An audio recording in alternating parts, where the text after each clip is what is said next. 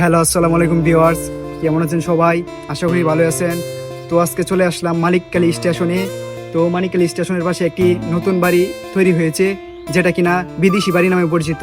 তো চলেন সেই বাড়িটা ঘুরে দেখি। আমরা বাড়িটিতে প্রবেশ করে ফেললাম, আস্তে আস্তে বাড়ির ভিতরে যাচ্ছি এবং বাড়ির পাশেই দেখেন অনেকগুলো বাগান। এই যে বাড়ির সামনের দৃশ্য এটি, এবং দেখেন চারিপাশে অনেকটাই সুন্দর। বাগানে কিন্তু বসার জন্য ব্যবস্থা করা রয়েছে এবং এটি হচ্ছে পুকুরের সাইটের দৃশ্য। এই বাসাটি কিন্তু দুতলা বিশিষ্ট একটি বাসা, যেটি কিনা একটি প্রবাসী ব্যক্তি তৈরি করেছে। এই যে দেখেন তার বাগানের দৃশ্য। বাগানটি আসলে অনেক বড় আছে এবং এটির মাঝে অনেক ধরনের ফুল আছে এবং ফলেরও গাছ আছে। তো আপনারা যদি কারো ইচ্ছা থাকে যে এই বাসাটি আসবেন এবং দেখবেন, মানিকখালী রেল স্টেশনে অবশ্যই আসতে হবে। রেল স্টেশনে যে কাউকে জিজ্ঞেস করলে সেই বাড়িটির কথা বলে দেবে।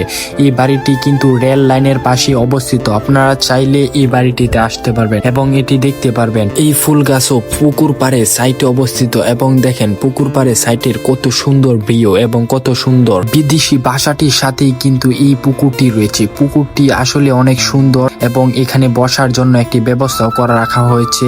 আর ভিডিওটি আপনারা উপভোগ করেন।